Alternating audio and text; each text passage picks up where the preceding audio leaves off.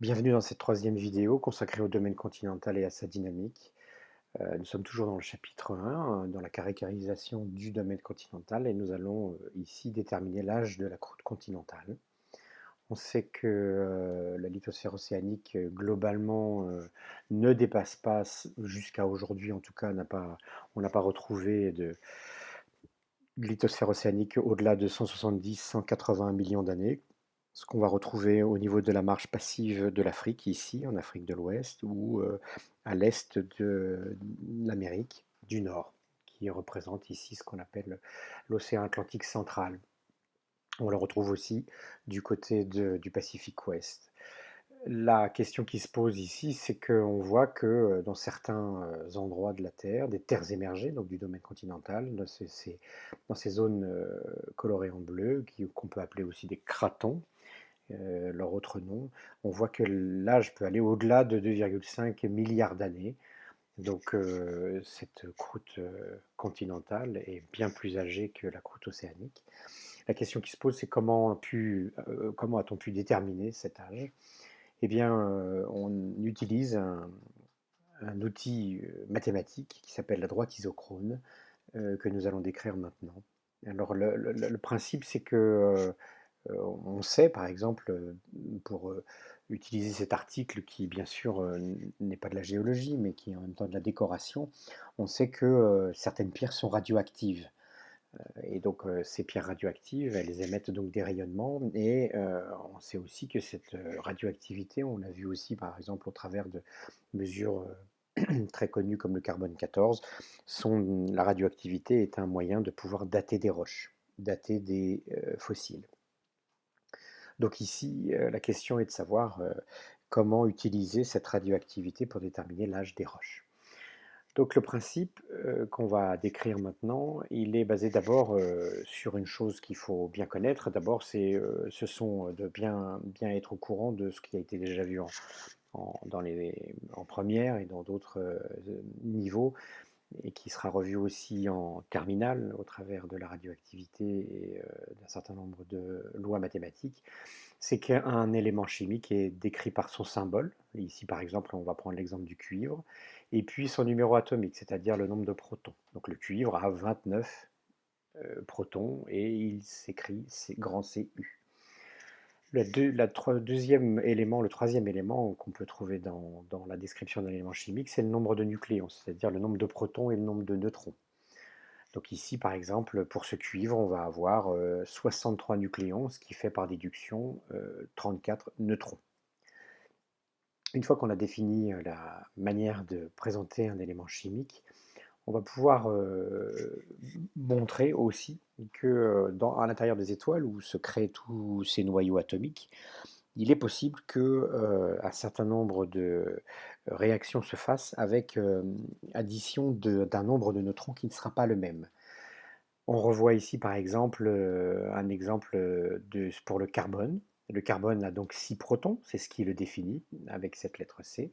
Par contre, on voit bien que le nombre de nucléons est de 12, de 13 ou de 14. Il peut être aussi d'autres chiffres, mais en tout cas les plus fréquents, c'est le 12, le 13 et le 14. Sachant qu'il y a toujours 6 protons, puisque ça définit le carbone, et bien ici nous aurons en plus 6 neutrons, ici 7 neutrons et ici 8 neutrons. C'est pareil pour l'azote, c'est pareil pour l'oxygène, c'est pareil pour un certain nombre d'atomes, de noyaux atomiques qui effectivement peuvent avoir un nombre de nucléons qui n'est pas le même. Et ceci définit la notion d'isotope. Donc les isotopes, ce sont donc des noyaux, des éléments chimiques qui ont le même nombre de protons, puisque ça définit l'élément chimique, mais pas le même nombre de nucléons. Donc c'est-à-dire pas le même nombre de neutrons. Et le deuxième élément qui est très important avec la notion d'isotope, c'est que certains isotopes sont instables. Ça veut dire que dès qu'ils ont été créés ou dès qu'ils soient incorporés à une molécule, ils vont pouvoir se désintégrer, ils vont changer. Alors les réactions dites nucléaires sont très variables. Ça peut casser le noyau, ça peut changer des neutrons en protons, des protons en neutrons. On a tout un tas de réactions nucléaires qui ont déjà été vues ou qui seront revues en sciences physiques. En tout cas, pour ce qui nous intéresse, la désintégration ou l'évolution de ces noyaux va déclencher un phénomène qui s'appelle la radioactivité, c'est-à-dire l'émission de particules et de rayonnements. Donc on a par exemple ici une réaction nucléaire. Si on prend un élément comme l'hydrogène, ici l'hydrogène est défini par un proton, donc c'est sa définition l'hydrogène. Et ici par contre il contient 3 nucléons, donc on va appeler cet élément le tritium, mais ça reste un isotope de l'hydrogène. Eh bien une réaction nucléaire va le transformer en hélium 3. Hélium pourquoi? Puisque ce n'est plus de l'hydrogène, puisque maintenant il y a 2 protons. Ce qui laisse à penser qu'effectivement, un neutron s'est transformé en proton, avec l'émission d'un électron et de rayonnement. Donc ici, nous avons toujours 3 nucléons, mais comme il y a maintenant 2 protons, ça s'appelle l'hélium 3. Voilà un exemple de réaction nucléaire, et il y en a d'autres. Par exemple, le phosphore 30 se transforme en silicium 30, avec le phosphore qui est défini par 15 protons, le silicium par 14 protons. Donc on a bien un phénomène où le noyau pair va donner un noyau fils en émettant du rayonnement et des particules. Le bismuth, qui va pouvoir se transformer lui en tantale avec une perte d'un autre, carrément une autre particule qu'on appelle l'hélium, et donc un autre type de réaction nucléaire. Parmi les différents couples père-fils qu'on va pouvoir utiliser, il y en a un qui s'appelle le potassium-argon, donc avec le potassium et l'argon. Il y en a un qui est très utilisé, qui est le rubidium-strontium, et puis un qui est très connu mais que nous n'utiliserons pas ici, c'est ce qu'on appelle le carbone 14, c'est-à-dire la transformation d'un carbone 14 en azote 14. Les isotopes sont en abondance stable. Ça veut dire que dans un premier temps, on a toujours, sauf cas particulier, toujours la même répartition isotopique. Ici le carbone, où on voit que le carbone 14 est sous forme de trace, mais sa radioactivité est relativement facile à identifier. Le strontium qui va nous être très utile, notamment au travers du strontium 86 et du strontium 87 qu'on va utiliser dans notre travail sur l'âge des roches. Un autre exemple tout à fait en passant, exemple le chlore. On va utiliser maintenant une autre notion qui s'appelle la loi de décroissance radioactive. Alors si on prend par exemple un groupe d'atomes d'un élément chimique donné, eh bien à un moment donné, si on représente en noir les éléments radioactifs qui vont se désintégrer et en blanc les éléments qui seront donc les noyaux fils, donc en noir les noyaux pairs et en blanc les noyaux fils, eh bien on voit qu'au fur et à mesure du temps, les noyaux pairs disparaissent au profit des noyaux fils. Eh bien cette disparition, elle est représentable sous la forme de cette courbe qui est ici, qui représente la diminution des noyaux pairs à partir d'un pool de départ. Le deuxième élément qu'on peut voir aussi, c'est que à l'inverse, les noyaux fils augmentent dans la même proportion, avec à un moment donné, qu'on reverra tout à l'heure, un croisement des deux courbes au moment où il y a autant de noyaux pairs que de noyaux fils. Cette décroissance radioactive, elle est donc définissable, elle dépend de chaque élément radioactif, c'est-à-dire que cette diminution progressive dans le temps, elle n'a pas toujours la même forme, elle a toujours la même forme en termes de cette courbe-là, mais elle n'a pas toujours la même croissance, la même décroissance, la même pente, et donc elle va pouvoir être définie par un élément qui s'appelle la période ou demi-vie, c'est-à-dire le moment où effectivement il y a autant de noyaux pairs que de noyaux fils, et c'est-à-dire la moitié des noyaux pairs initiaux, qu'on va appeler N0 sur 2. C'est une notion qu'il faut juste comprendre dans le principe, puisque ça va être quelque chose qu'on va pouvoir utiliser, notamment pour identifier quel type de couple noyau père, noyau fils on va pouvoir utiliser pour faire des âges et selon la période, la durée qu'on veut mesurer. Et une remarque, bien sûr, c'est que quand on arrive à n sur 4, eh bien, nous sommes à 2t. Pour continuer, cette forme de courbe est ce qu'on appelle une forme de type exponentielle.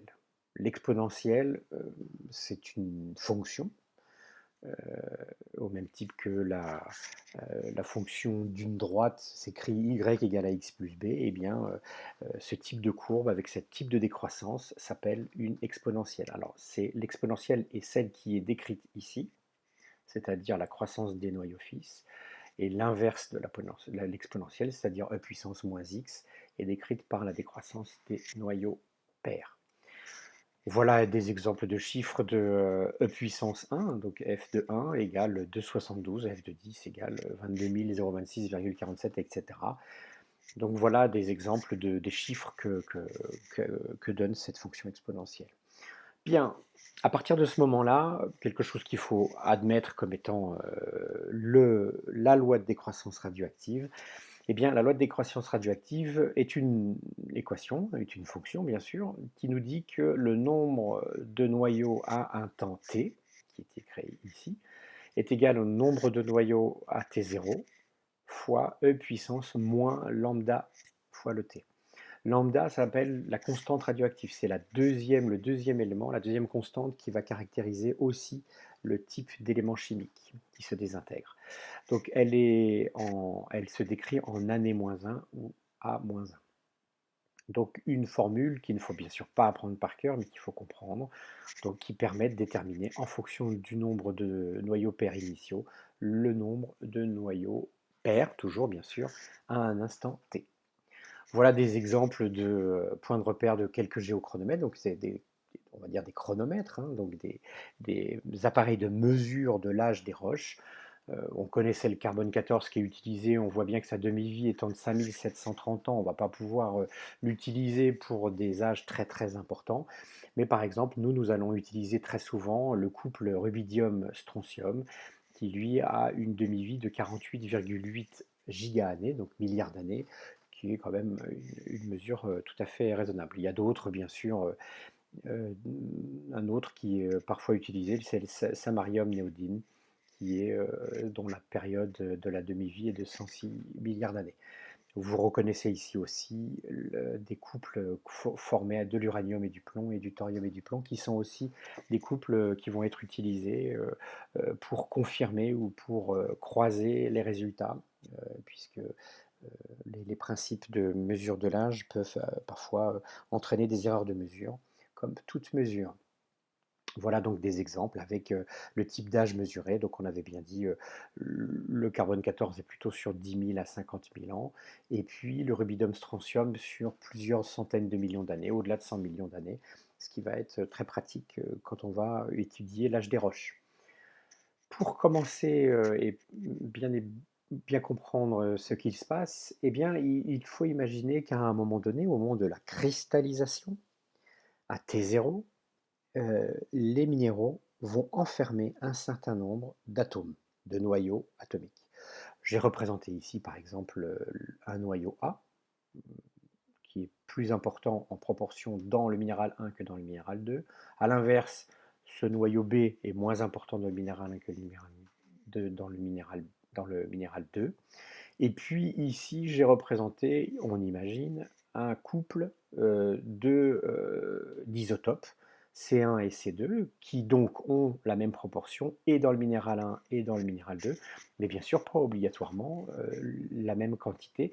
En tout cas, la proportion C1 sur C2 et C1 sur C2 ici doit être identique, puisque on nous a dit tout à l'heure que les répartitions, les proportions isotopiques, les abondances isotopiques sont les mêmes, ne changent pas au moment où le minéral se ferme. Et ce principe, c'est de dire qu'effectivement, à partir du moment où le minéral a cristallisé, ces noyaux atomiques ne vont plus s'échapper. On va dire que le système est piège et se ferme. Donc nous, on va utiliser ce qu'on avait déjà dit, le couple rubidium-strontium. La réaction qui est quand même à connaître, c'est que le rubidium 87 se transforme en strontium 87, avec cette répartition que nous avions déjà vue des différents isotopes du strontium. Il faut savoir que le strontium 87 et le strontium 86 sont deux éléments non radiogéniques. Ils sont stables dans le temps. Au contraire du rubidium qui, comme tout principe de radioactivité, eh bien, se désagrège progressivement dans le temps en strontium 87. Comment on peut faire apparaître, connaître la quantité de strontium 87 produit, puisque c'est ça qui va nous intéresser, eh bien, on reprend la formule et puis on l'utilise. La démonstration n'est pas à faire. En tout cas, toujours est-il que la formule, l'équation, vous l'avez sous les yeux, c'est-à-dire que le strontium, la quantité de noyau atomique de strontium 87 à un temps t, est égale à celle qui existait à un temps t0, ce qui est logique, plus tout ce qui a été créé durant ce temps, laps de temps-là, de rubidium 87 multiplié par E puissance lambda t moins 1. Ça, c'est donc la fonction de disparition du rubidium 87. Le problème, c'est qu'ici, on n'a pas T et on ne connaît pas le nombre d'atomes de strontium, de noyaux de strontium au départ, SR0.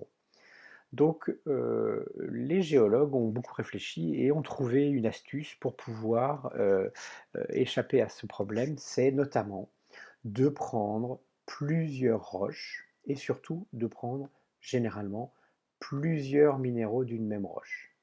Et effectivement, on va faire la démonstration tout à l'heure, en prenant plusieurs minéraux d'une même roche, même si on n'avait pas le même nombre d'atomes de strontium et de rubidium au départ, eh bien l'évolution dans chaque minéral sera la même, puisque la constante, le rubidium a une constante radiologique, de radioactivité qui ne change pas, et la répartition des isotopes est la même.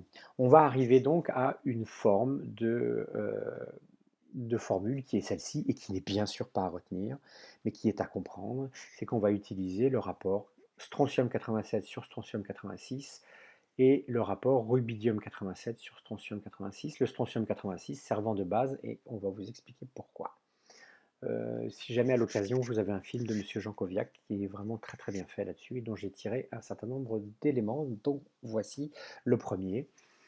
Donc, comme nous l'avons vu tout à l'heure, un minéral 1, un minéral 2. Dans le minéral 2, vous avez une certaine quantité de rubidium. Dans le minéral 1, ce n'est pas la même. De même que pour la répartition des isotopes strontium 86 et strontium 87, elle n'est pas la même. Mais par contre, la répartition, comme il vous est marqué ici au niveau de cette équation, c'est que le rapport des deux isotopes est le même dans les deux minéraux. Et ça, c'est très important. Il ne faut pas se tromper là-dessus. Donc nous avons un noyau de rubidium qui va se transformer bien sûr en strontium.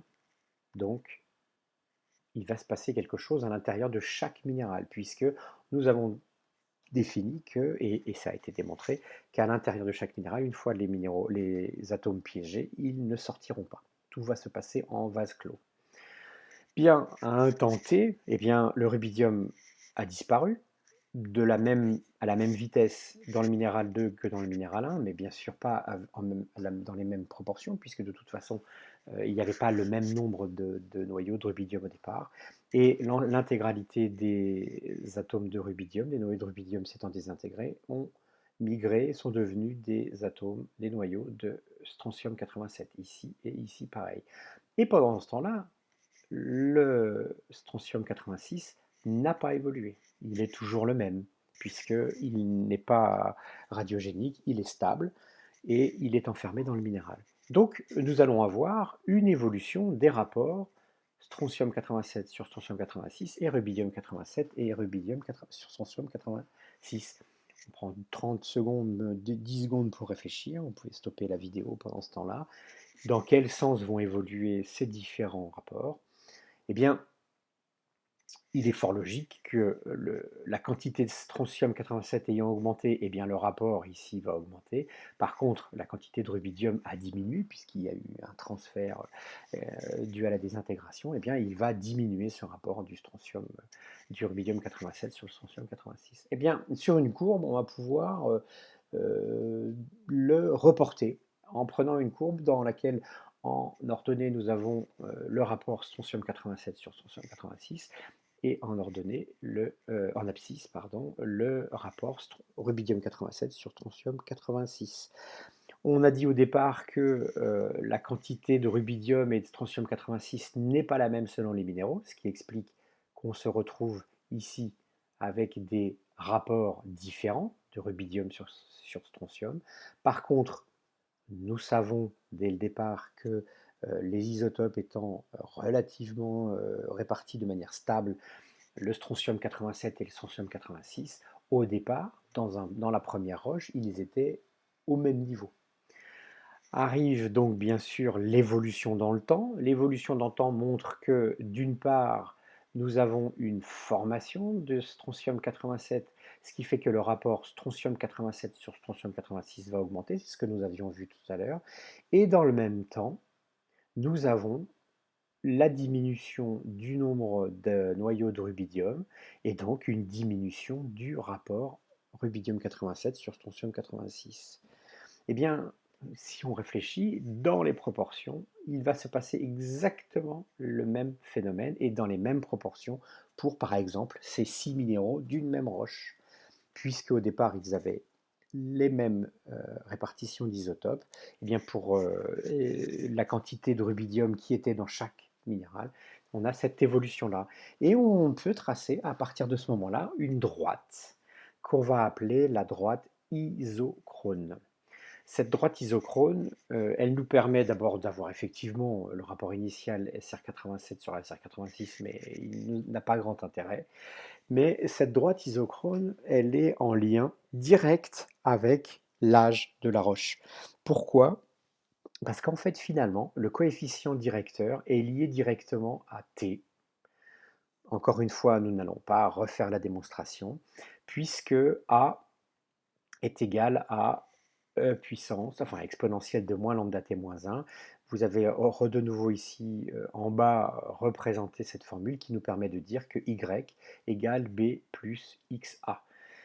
Eh bien, une fois qu'on aura déterminé ce coefficient directeur, il nous suffira tout simplement de faire une formule utilisant le logarithme népérien. Alors le logarithme népérien, c'est un logarithme qui n'est pas du tout le logarithme décimal.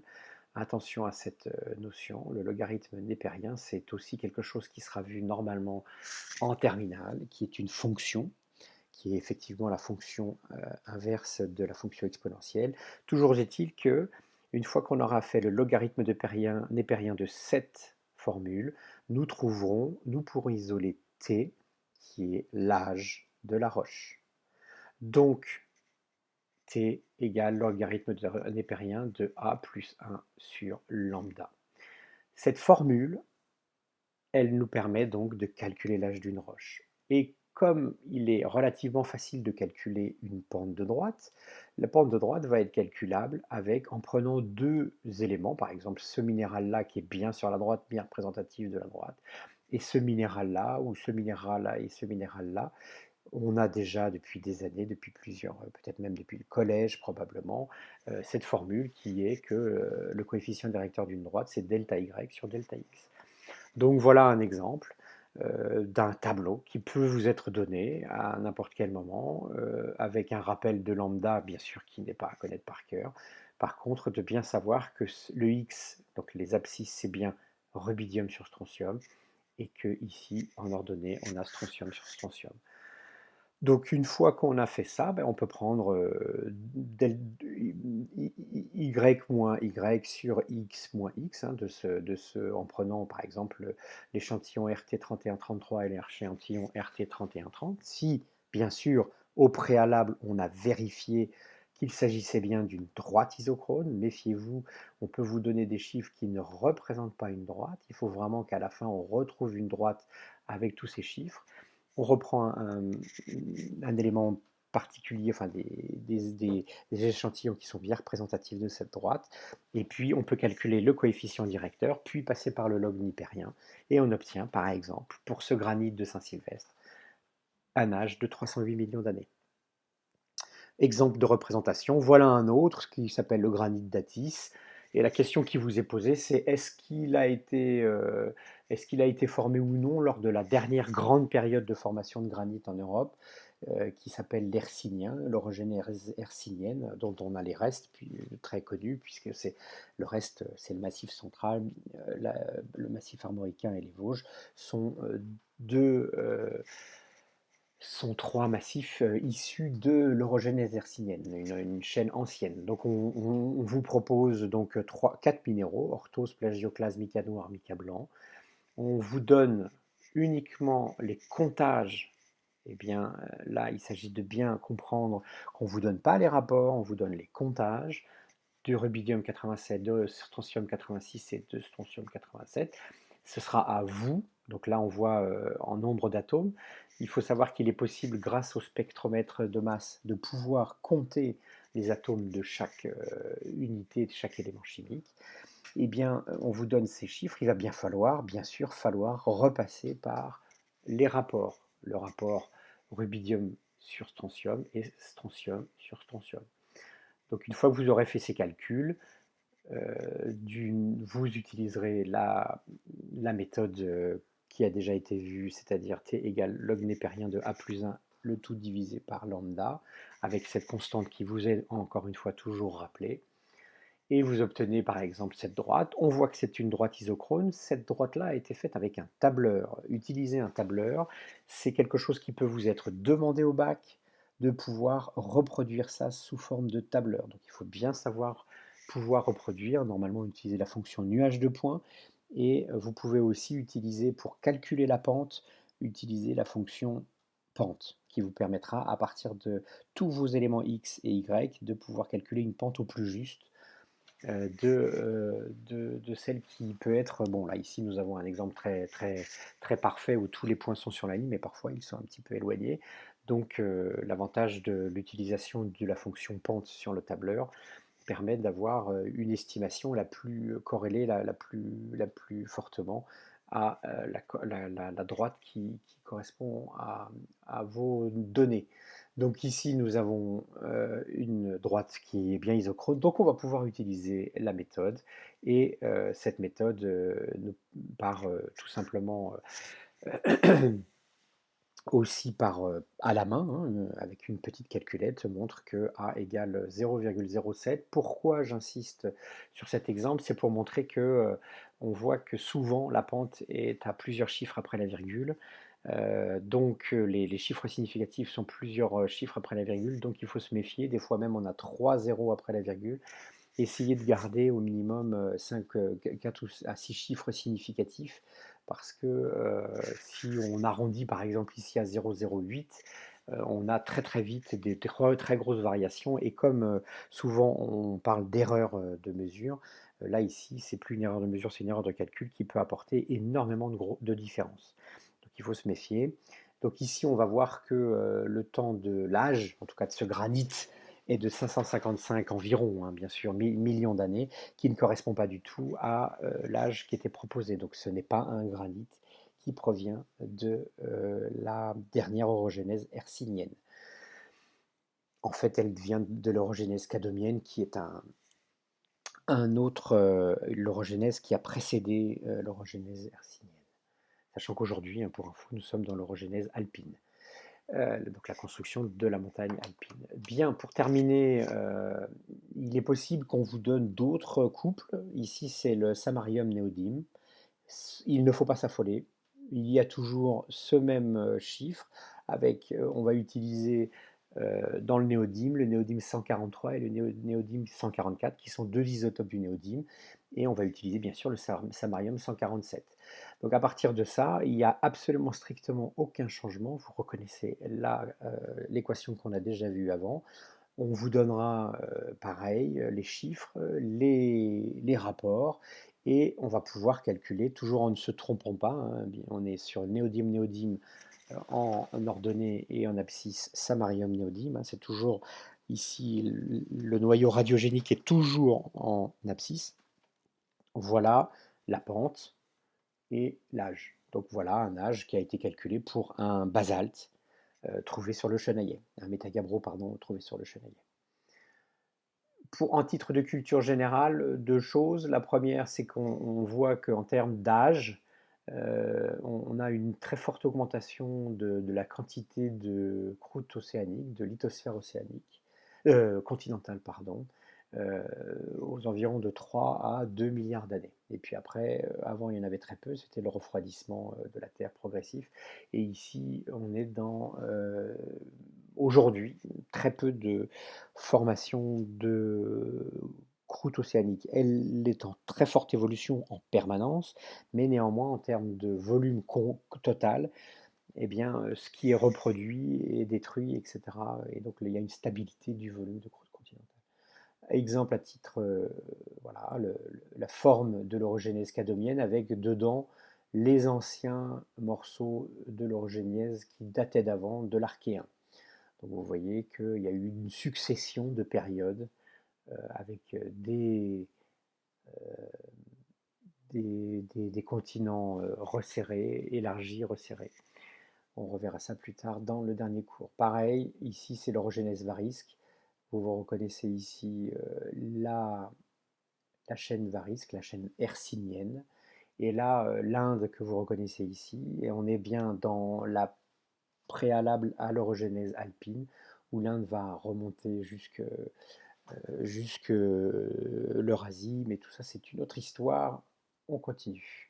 En France, on a des traces de l'orogénèse cadomienne et varisque, par exemple en Bretagne, où vous voyez avec ces deux couleurs, rouge et orange, on voit bien les différentes périodes qui se retrouvent avec un très fort mélange, ce qui montre bien que au fur et à mesure des orogénèses, euh, la croûte continentale qui a servi ou qui a été produite ou qui a été, oui c'est ça, produite lors d'une orogénèse, est souvent retravaillée, reproduite, mais néanmoins gardée, une partie est gardée, ce qui fait qu'on peut retrouver en France des roches qui ont 2 milliards d'années, notamment ici en Normandie et autour en Bretagne, dans cette partie-là.